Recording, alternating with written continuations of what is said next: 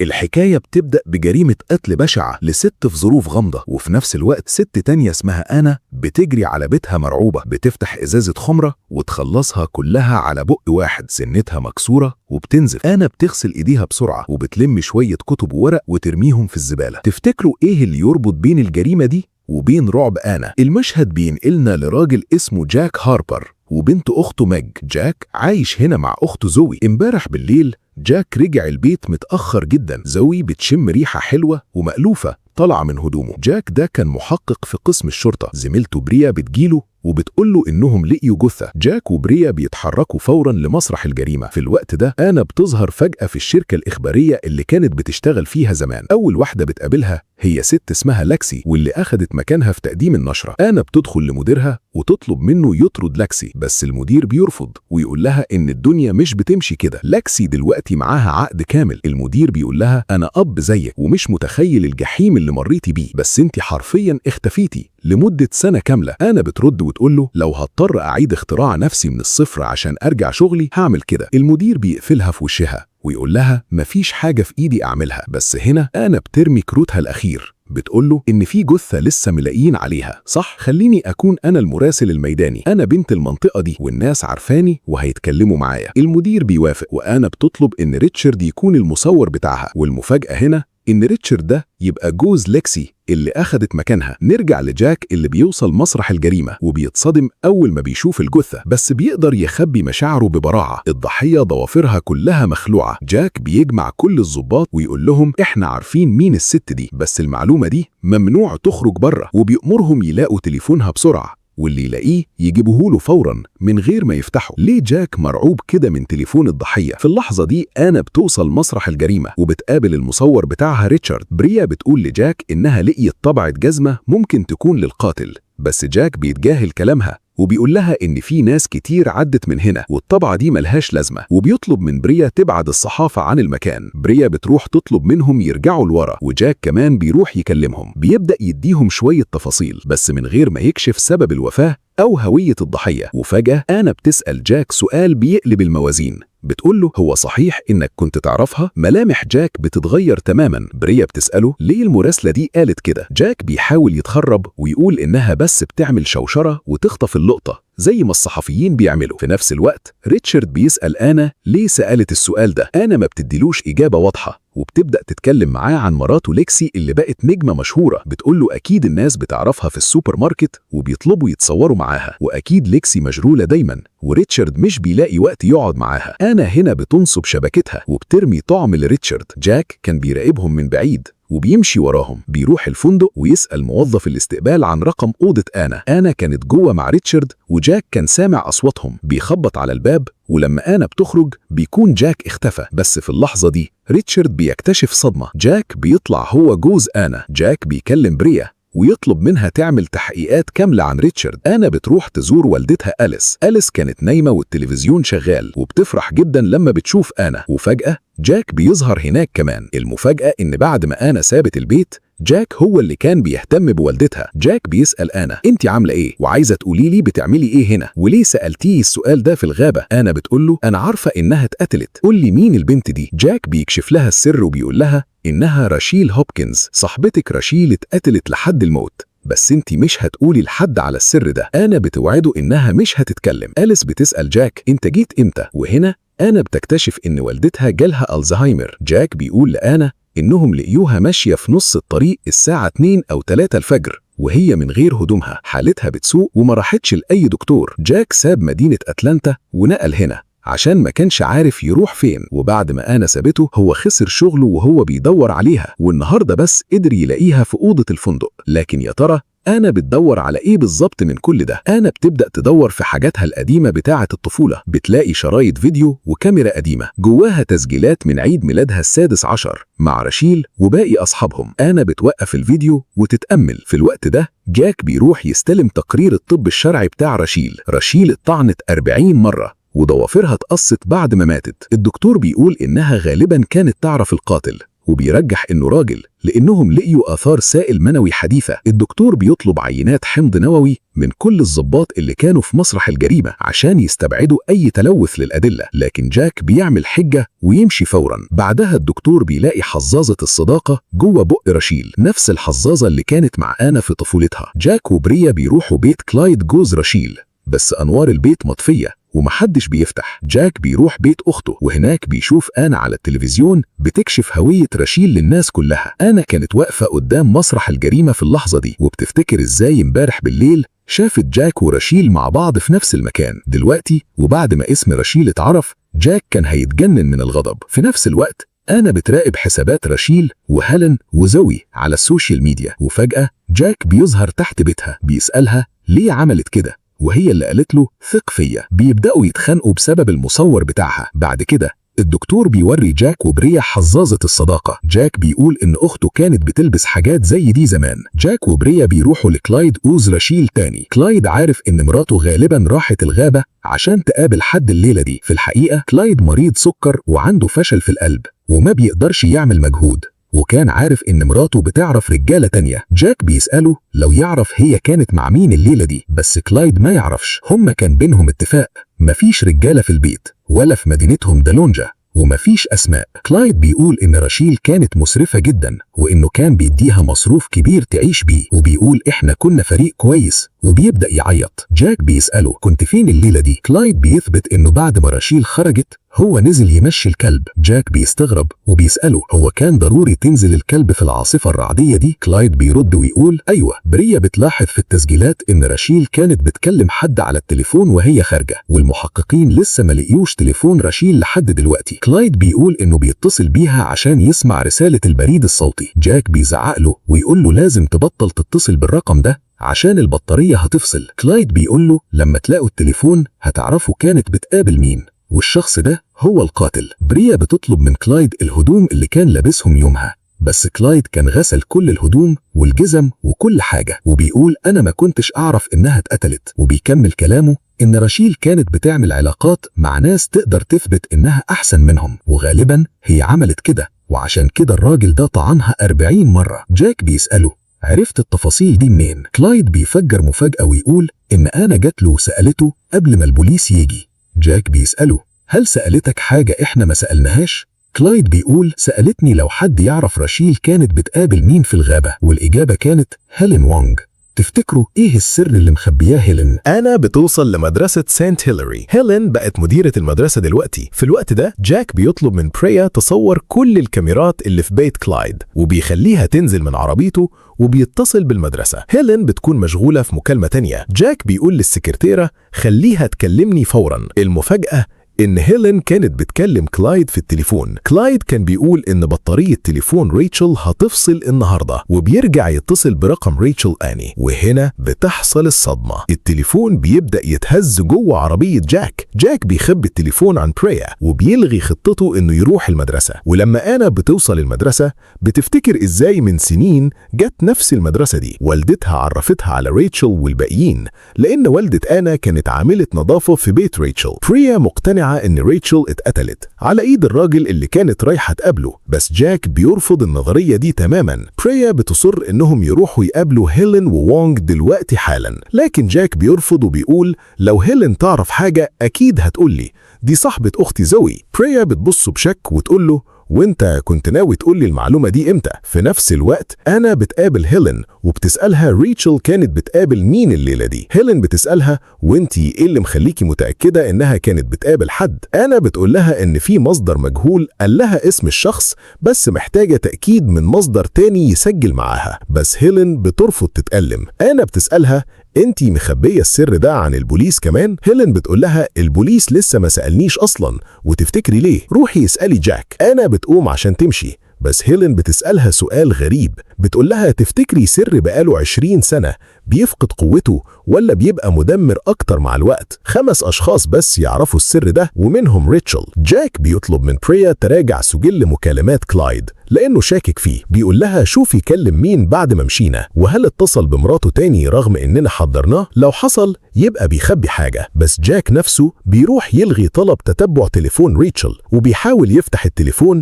بس بيفشل. بريا كانت بتراقبه من بعيد، بتقوله إن الدكتور بيسأل على عينات الحمض النووي. جاك بيقول لها هروح أسلمها بنفسي، بس بيروح بيته الأول وما بيلاقيش زوي، فبياخد عينة من الحمض النووي بتاع بنتحته بدل ما ياخد عينته هو. أنا واقفة قدام بيتها القديم هي وجاك، بتفتكر إزاي وهي بتبص للبيت ده. قالت لجاك إنها حامل، بعدها بتروح لوالدتها وتجيب لها طلبات البيت. أنا بتسألها انتي عاملة ايه؟ أليس بتفهم ان جاك حكى لأنا كل حاجة، بتقول لها انا كلمتك مش عشان اكون حمل عليكي، كنت بس عايزة اتكلم، بس انتي اختفيتي تماما. أنا بتقول لها احنا لازم نروح لدكتور، بس أليس بترفض. فجأة أنا بيجي لها مكالمة إن ليكسي مش بترد على تليفونها ولازم أنا ترجع أتلانتا بسرعة عشان تقدم نشرة بالليل. في اللحظة دي بتكتشف إن والدتها نسيت تقشر البيض قبل ما تطبخه. أنا بتسيبها وتمشي بسرعة على أتلانتا. جاك بيوصل للمكان اللي فيه جثة ريتشل، بيقول للعامل هناك إن دبلة جوازه ممكن تكون وقعت هنا، وبياخدها حجة عشان يدخل يحاول يفتح التليفون باستخدام جثة ريتشل. عيون ريتشل بتتفتح والتليفون بيتفتح. جاك بيقرأ الشات بين هيلين وريتشل وبيكتشف إن هيلين تعرف سر عن جاك. هيلين كمان كلمت المأمور من ناحيتها.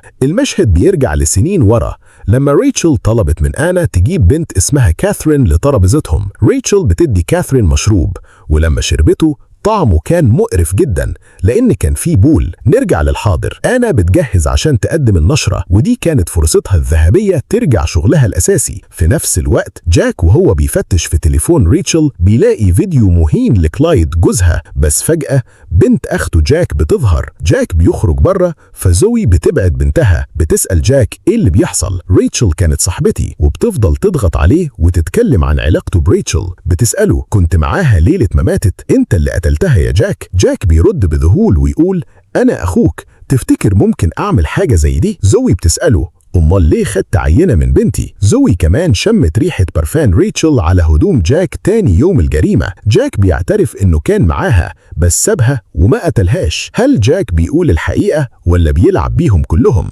لما بريا بتوصل معمل الطب الفرنسي، العامل بيسألها لو جاك لقى دبلة جوازه. بريا بتسمع الكلام وتتصدم. في نفس الوقت وقبل ما برنامج أنا يبدأ بلحظات، ليكسي بتظهر وتاخد مكانها. أنا بتنهار وتاخد عربيتها وتمشي. جاك بيجيله مكالمة من بريا بتقوله إن كلايد ورغم تحذيرهم كلم ريتشل وبعدها كلم هيلين وونغ. بريا بتقول يمكن اللي على التليفون حاجة تفضح كلايد. جاك بيأكد إن تركيزهم لازم يكون على كلايد بس بريا بتضربه في مقتل وبتقوله إن الاتنين دول ما بيلبسوش جزم تيمبرلاند. تقرير بصمات الجزم وصل والمقاس اللي لقيوه كان مقاس 10 وده مقاس جاك، أما كلايد فبيلبس مقاس 11. جاك بيطلب منها تنسى الخيط ده وتركز مع كلايد بس، لكن بريا بتواجهه أمال كنت بتدور على دبلتك ليه وانت أصلا ما بتلبسش دبلة؟ دلوقتي جاك بقى رسميا في قائمة المشتبهين بتاعت بريا. جاك بيروح بيت هيلين عشان يقابلها بس بتكون لسه في المدرسة.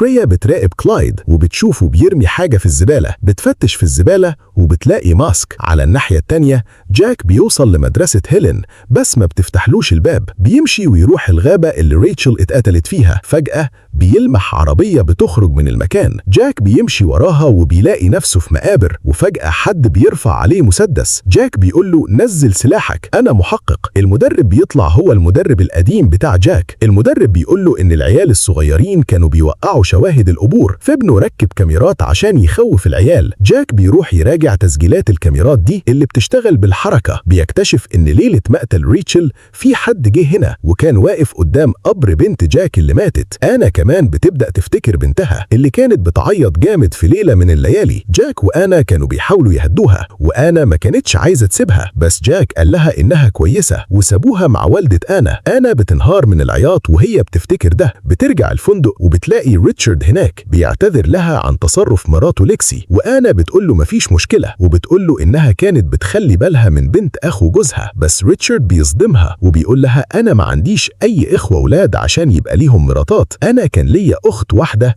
وماتت من 20 سنة. يا ترى إيه حكاية أخت ريتشارد؟ جاك بيجيله خبر إن البوليس لقي أليس ماشية في الشارع من غير هدوم تاني، بياخدها ويرجعها البيت وبيقول لها أنتِ محظوظة إنك لسه عايشة. أليس بتقول له إنها تموت مخبوطة بعربية أحسن من إنها تموت بالبطيء، وهي مش عارفة ترجع بيتها ولا عارفة هي مين. وبتفاجئ جاك وتسأله إيه اللي بينك وبين آنا؟ لسه بتحبها؟ جاك بيقول لها بحبها بس كل حاجة خلصت ومش بإيدي حاجة. أليس بتترجاه يعمل حاجة ويقول لآنا إنه محتاج يتكلم معاها. جاك بيقعد يتفرج على فيديوهات آنا القديمة وبيبعت لها رسالة إنهم محتاجين يتكلموا. بيروح بيته وينام، والصبح بيصحى على مكالمة بتقوله لقينا جثة تانية. جاك بيوصل مسرح الجريمة والجثة التانية بتطلع هيلين وونغ، وأنا هي أول واحدة شافتها. بريا بتقول إن هيلين كلمت أنا عشان تقابلها هنا، ولما أنا وصلت لقيت الجثة قدامها. جاك بيحقق مع أنا وهي بتقوله أول ما شفت الجثة كلمت المصور وبعدين مديري، وبعد 30 دقيقة كلمت الإسعاف والنجدة. جاك بيسألها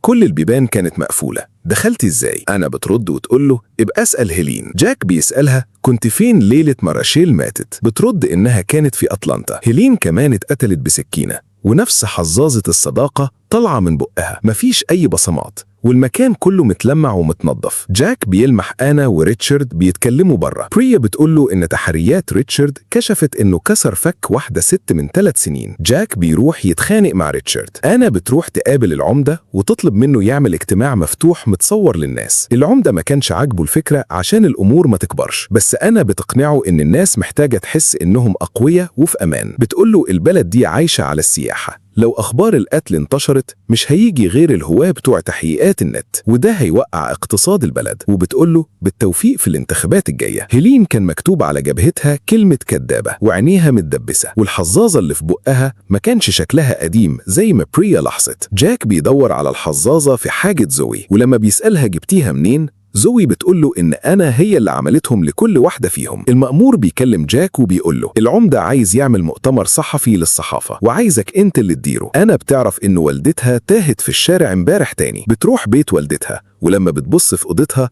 بتفتكر يوم عيد ميلادها ال16. راشيل جابت لها حمالة صدر وخلتها تقيسها قدامها. زوي وهيلين وكاثرين دخلوا عليهم، وراشيل بتقول لها ده ما كانش بول. راشيل بتطلع كاميرتها وتصور كاثرين، وكمان بتاخد صورة لآنا وهي من غير هدوم من فوق. والدة آنا بتنادي عليها وتقول لها تعالي هنا، المكان أمان. بس أنا ما بتقدرش تقعد في الأوضة دي. بتقول لوالدتها لما أخلص اللي ورايا هنا هرجع أتلانتا وهاخدك معايا عشان أراعيكي. على الجانب التاني بريا بتكتشف إن جاك لغى طلب تتبع تليفون راشيل، وشكوكها بتزيد أكتر وأكتر. الناس بتتجمع في قاعة المؤتمر. آنا وريتشارد بيوصلوا، وريتشارد بيلمح مسدس في شنطة آنا. بيدخلوا جوه، وآنا بتقول للناس إن الهدف من الاجتماع ده هو إننا نديكم إجابات ونطمنكم. جاك بيطلع يتكلم ويقول إن راشيل وهيلين غالبا اتقتلوا بنفس القاتل، وبيقول بحكم شغلي في قسم جرائم القتل في أتلانتا قبل كده أغلبية القضايا دي ما بتتحلش. الناس بتثور عليه وبيسألوه بتعمل إيه عشان تحمينا؟ زوي بتزعق للناس وتقول لهم سيبوا أخويا يتكلم. جاك بيقول أنا عندي شغل أعمله، وبيمشي من المكان. أنا بتاخد المايك وتقول أنا اللي لقيت جثة هيلين وونغ، والمنظر كان أبشع من أي حاجة شفتها في حياتي. وبتكمل إن القاتل غالباً بيكون عارف ضحيته، وده معناه إن حد فينا هنا ممكن يكون عارف مين القاتل. الناس بتبدأ تهاجم زوي وتقول لها أنت كنتي معاهم في نفس المدرسة. خناقات بتبدأ بين الناس، والمحطة الإخبارية بتلاقي محتوى دسم للنشرة بسبب اللي حصل. مدير أنا بيكون طاير من الفرحة، وليكسي بتقول أنا كمان رايحة دالونيا اعمل تغطية ميدانية. زوي بتسأل آنا ايه اللي انت عملتيه ده؟ انا ما كلمتش الاتنين دول من سنين، انت رجعتي هنا ليه؟ لسه شايلة جواكي غل من اللي حصل من 20 سنة؟ وبتكمل تسألها كنت فين امبارح بالليل؟ آنا بتسألها خايفة مين يكون عليه الدور؟ وزوي بترد وتقول وانت مش خايفة؟ أنا بتقعد في عربيتها وبترد على رسالة جاك عشان يتقابلوا. بريا بيجيلها مكالمة من المعمل بتفجر الدنيا. عينة الحمض النووي بتاعة جاك طلعت ملوثة، فيها خيوط من حمض نووي لشخصين مختلفين. شك بريا بيوصل لقمته وبتفتح كتاب المدرسة الثانوي وبتكتشف إن كل الشلة كانوا بيلبسوا نفس الحظاظة. جاك وآنا بيتقابلوا لوحدهم. جاك بيقول لآنا أنا عارف إنك ما كنتيش في أتلانتا يوم ما راشيل ماتت، أنت شفتيني معاها بس أنا ما أذيتهاش. أنا بترد وتقوله وأنا كمان ما عملتش حاجة، وبتسأله كنت معاها ليه؟ جاك بيرد لنفس السبب اللي خلاكي مع المصور بتاعك. أنا بتقوله بس المصور بتاعي ما تلقاش مقتول تاني يوم. جاك بيبرر إنه ما قدرش يقول لحد اللي حصل مع راشيل عشان ما يسحبوش منه القضية، ومين وقتها هيحلها. أنا ما بتقتنعش وبيبدأوا يتخانقوا عن موت بنتهم. الاتنين متدمرين وموجوعين بسبب اللي حصل. جاك بيقول لآنا أنا عمري ما فهمت إزاي وإحنا في قمة كسرنا وانهيارنا أنت اخترتي الوقت ده بالذات عشان تسيبيني. وبيقول لها أنا عمري ما كنت قاسي عليكي يا آنا. أنا بترد بوجع وتقوله دي طريقتك أنت لتذكر الأحداث. جاك بيقول لها ده اللي حصل فعلا، حاولت أشيل عنك الوجع، حاولت أكون جنبك وأحضنك، كنت عايز أصلحك وأخليكي أحسن. أنا بتصرخ فيه وتقوله أنا ما كنتش عايزاك تخليني أحسن، كنت عايزة بس تسمعني. وبتزعق لجاك وتقوله يسكت. أنا بتقوله أنت كنت عايزني أحضنك وعشان كده حضنتني. بتفكروا إزاي يومها طلب يسيبوا بنتهم مع أليس. بتقوله لما كنت تفضل تقولي هتبقي كويسة كنت بحس إنك بتطلب مني أنسى وأتجاوز، بس أنا ما كنتش عايزة أكون كويسة. لما بنتها راحت كل اللي اتبقى جواها كان فراغ ووجع مستحيل يتملى، وده كل اللي كان فاضل من بنتها. وجاك كان كل همه إنه ياخد منها الوجع ده. جاك بينهار ويعتذر لآنا، بيقرب منها ويحضنها. آنا بتبادله الحضن وبتعيط وبتعتذر له هي كمان. تاني يوم في الاجتماع بريا بتقول أنا عندي خيط جديد في القضية، وبتتكلم عن فكرة حظاظات الصداقة الأربعة اللي مربوطة على لسان الجثث. شايفة إن الصحاب دول بالوقت اتحولوا لأعداء ألداء، وعشان تعرف سبب العداوة دي بريا عايزة تستجوب آنا. جاك طبعا كان رافض ومتضايق من الفكرة، بس بريا شك إن في ربط مباشر بين رجوع آنا وصداقتهم القديمة. وبالطريقة دي زوي كمان دخلت دايرة الشك، لأنها ببساطة واحدة من الصحاب الأربعة دول. جاك لما سمع الكلام ده دمه غلي من الغضب وقال المتهم الرئيسي هو كلايد مش آنا وزوي خالص. بريا بتواجهه وبتقوله إن كلمة كدابة كانت مكتوبة على جبهة هيلين. هي كانت عارفة القاتل، والقاتل كان عارف إنها في المدرسة وعارف يدخل لها إزاي. جاك بيرد ويقول في آلاف العيال دخلوا المدرسة دي، أي حد منهم هيكون عارف المداخل. بس بريا بتزنقه في الخانة وبتقوله طب مين اللي كسرت الباب المقفول عشان تدخل مسرح الجريمة؟ ومين اللي ادعت أنها جالها عزومة من هيلين؟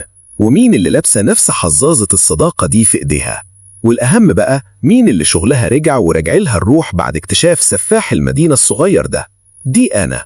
لكن هل فعلا آنا هي السفاح ولا في حد تاني خالص بيلعب بيهم كلهم في الضلمة؟ جاك بيمشي من هناك وهو على آخره ومش طايق نفسه، وبريا بتاخد إذن رسمي عشان تستجوب آنا وتطلع منها بالحقايق. جاك بيروح لكلايد وهو متعصب جدا وبيوريه الفيديو بتاعه، بيقول له مراتك زلتك وأهانتك في كل مكان، وكانت بتعرف رجالة في كل حتة وما فرقش معاها شروطك ولا برستيجك، وانت كنت بتكرهها وراغب في الخلاص منها. هي كانت بتبتزك بالفيديو ده عشان تاخد منك فلوس اكتر، صح؟ ولو الفيديو ده خرج للعلن كان هيبوظ صورتك تماما وسط الناس، ومبيعات البيتزا بتاعتك كانت هتقع في الارض وتفلس. عشان كده انت قتلت مراتك، وبعدها معرفتش تلاقي تليفونها ففضلت تتصل بيه ورا بعض عشان يطفى. بس انت نسيت هيلين وونج تماما من حساباتك. وجاك بيطلع له الشات اللي دار بين هيلين وراشيل. جاك بيقول له انت حاولت تسيطر على هيلين هي كمان عشان تضمن سكوتها، بس هي غيرت رأيها في آخر لحظة وكلمت المأمور، وعشان كده قتلتها هي كمان عشان تدفن السر. كلايد بيرد ببرود وثقة ويقول له يا سلام، انت قفشتني خلاص وبقيت بطل. ايوه انا ما كنتش بحب مراتي، وايوه حاولت افضي بطارية التليفون عشان الفيديو ده محدش يشوفه ابدا، بس راشيل ما كانتش بتبتزني ولا حاجة، وانا مش حرف السي اللي بيتكلموا عنه في التحقيقات.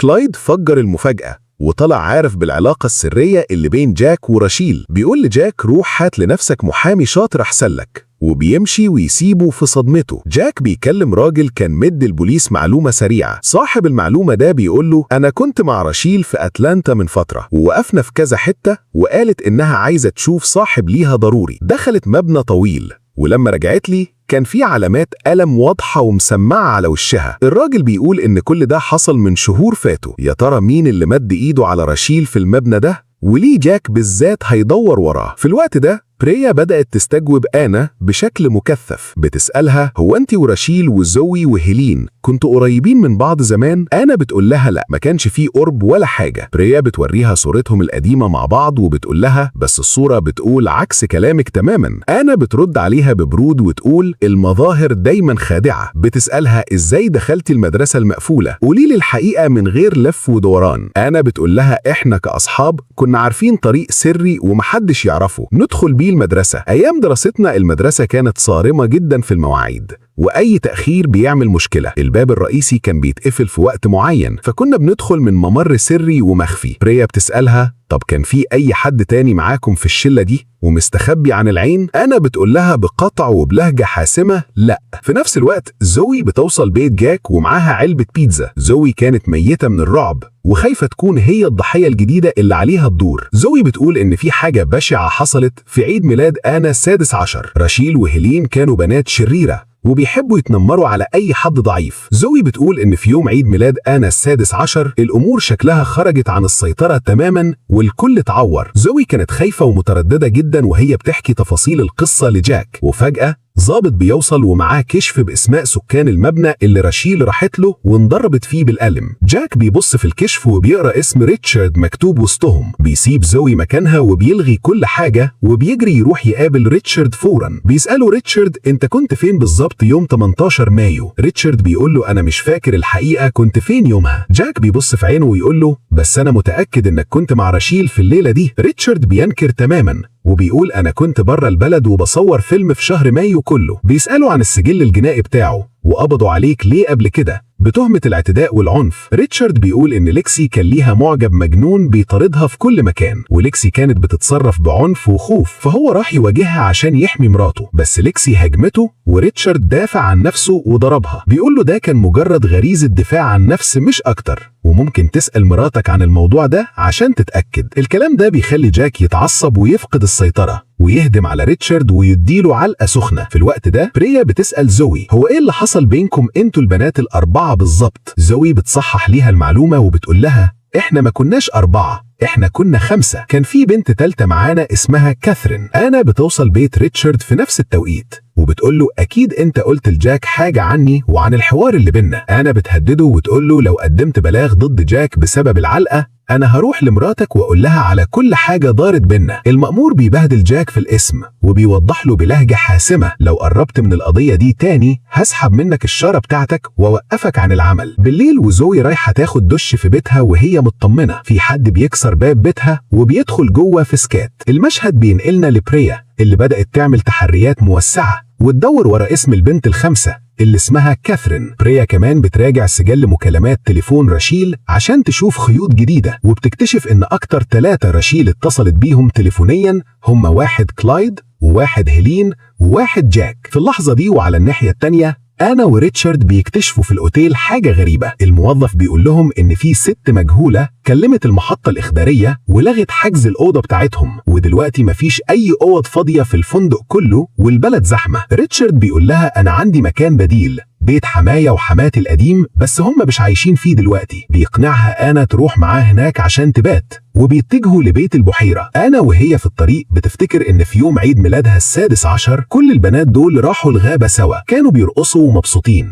بس وفجأة ظهر شوية شباب غرب في المكان. رشيل كانت عارفاهم كويس وعرفتهم لآنا وكاثرين، لكن اللي حصل بعد كده إن رشيل أخدت فلوس من الشباب دول وسلمت له كاثرين بدم بارد. بالفعل أنا وريتشارد بيوصلوا بيت البحيرة المعزول. أنا بتقول له قول لي بس إن مراتك مش هنا ومستنيانا، بس الصدمة إن ليكسي كانت قاعدة ومستنياهم جوه الأوضة. دي كانت فكرتها هي من الأول، وكانت عايزة تصفي الأجواء وتتكلم مع آنا في كل القديم والجديد. في الوقت ده جاك بيروح بيت زوي وبيشوف مية بتنقط من السقف بغزارة. جاك بيقلق ويطلع الدور اللي فوق وينادي على زوي بأعلى صوته. وعلى الناحية التانية في بيت البحيرة صورة كاثرين القديمة بتظهر فجأة قدام عينين آنا، وهنا جثة زوي الميتة والسايحة في دمها بتكون قدام عينين جاك فوق آنا في نفس اللحظة بتستوعب الحقيقة الصادمة اللي قدامها. ليكسي مش شخصية جديدة، ليكسي هي نفسها كاثرين بس بعد ما خست وغيرت ملامحها تماما. المشهد بيرجع لسنين ورا عشان يفهمنا اللغز. لما أخت كاثرين كانت بتنصحها بخصوص وزنها الزايد، كاثرين اتعصبت جدا وفضت بخاخة هابو بتاعت أختها في السر، وأختها ماتت مخنوقة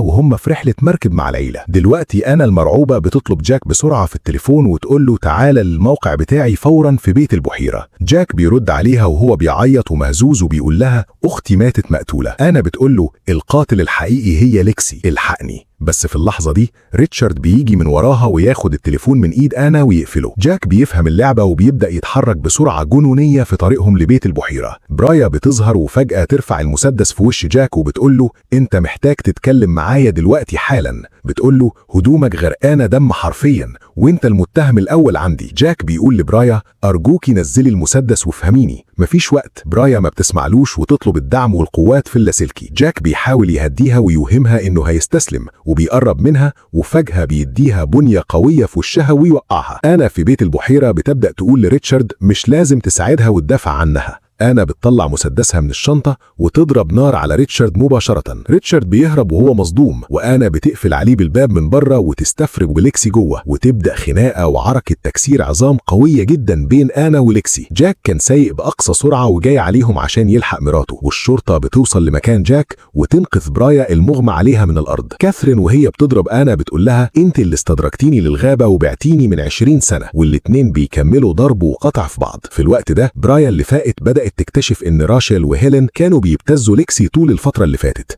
لانهم كانوا عارفين سر قديم عن موت اختها وبخاخة الربو. وهنا برايا كمان بتستوعب وتربط الخيوط وتعرف ان ليكسي هي نفسها كاثرين. ليكسي وانا كانوا بيقطعوا في بعض بكل عنف والدم مغرق المكان. انا بتسمع صوت جاك وهو بينادي من بره البيت. ليكسي بتلمح المسدس اللي كان مرمي على الارض وبتمد ايدها تاخده عشان تخلص على انا، بس جاك بيدخل في اخر ثانية وينقذ انا من الموت المحقق. ومن بره ومن ورا الشباك برايا بتظهر وتضرب نار على ليكسي وتموتها في الحال. الدنيا نورت والصبح طلع، بس هل الحكاية خلصت بموت كاثرين؟ الصبح بيطلع على خير وجاك بيسأل أنا وهو مش فاهم حاجة، هو إيه اللي بيحصل بالظبط وفين الحقيقة؟ أنا بتقول له راشيل كانت هي زعيمة التنمر والشلة كلها، وهيلين وزوي كانوا عارفين وموافقين على كل حاجة بتعملها. هم اللي دخلوني أنا وكاثرين الغابة في يوم ميلادي، والشباب دول ظهروا فجأة باتفاق مع راشيل. الشباب هجموا على كاثرين وعليا، وهيلين وزوي أخت زوي وقفوا يتفرجوا بدم بارد وما تحركوش خطوة واحدة يدافعوا عننا. أنا بتقول له أنا حاولت أحكي لك الوجع ده زمان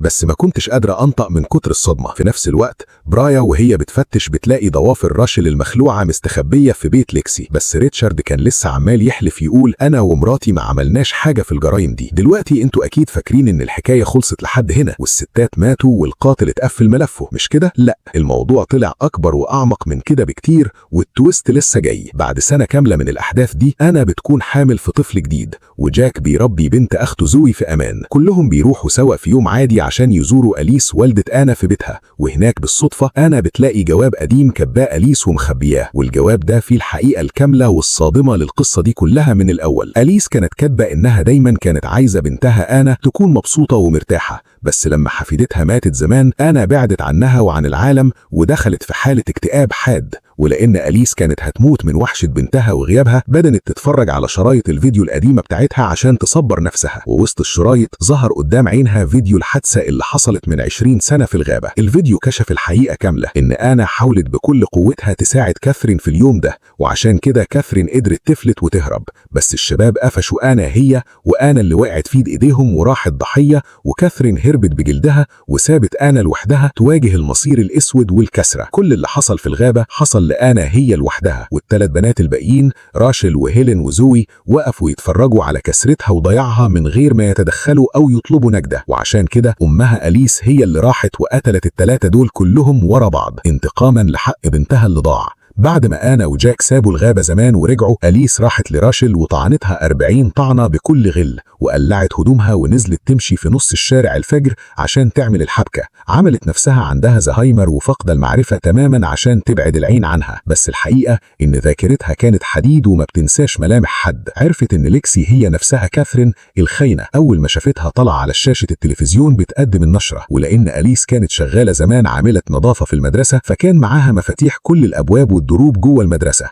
وكان معاها كمان بحكم قربها مفاتيح بيت زوي وتدخل وتخرج براحتها. كانت بتمثل دور العيانة واللي جالها زهايمر وتوهان بعد كل جريمة بتعملها عشان الشرطة تستبعدها. هي ما كانتش عايزة تقتل كاثرين خالص، كانت بس عايزة تلبس كاثرين كل الجرايم وتدبسها وتنتقم منها بالقانون. أليس هي اللي لغت حجز أوضة الفندق لآنا وريتشارد عشان يروحوا بيت البحيرة المعزول، وكانت مراقبة كل خطوة ومخططة للمواجهة. ولما برايا قتلت كاثرين في النهاية، أليس ما أثرش فيها وما صعبت عليها لأنها خدت جزائها في نظرها. أليس كاتبة لبنتها في آخر الجواب بكل هدوء: قتل راشل رجعك البيت تاني، وقتل هيلين خلاكي تقعدي هنا وما تسافريش، وقتل زوي رجع لك العيلة والدفء اللي خسرتيه زمان. وبتقول لآنا في النهاية: حبي ولادك الجداد واهتمي بيهم زي ما أنا حبيتك وحميتك بالظبط. آنا وهي بتقرأ السطور الأخيرة من الجواب بتبتسم في صمت وما بتتكلمش ولا بتقول لجاك حاجة، ومع الابتسامة الغامضة دي حكايتنا بتنتهي. قولوا لنا بقى في الكومنتات تحت ايه رأيكم في الحكاية دي وفي التويست الأخير المرعب ده. الحكاية دي بتعلمنا إن الغل والانتقام ما بيولدوش في النهاية غير الدم والخراب، بس في نفس الوقت بتورينا إن حب الأم ممكن يحولها لوحش كاسر يهد الدنيا. ما تنسوش اللايك المتين والاشتراك الجميل للقناة عشان يوصلكم كل جديد. أشوفكم الفيديو الجاي على خير، سلام.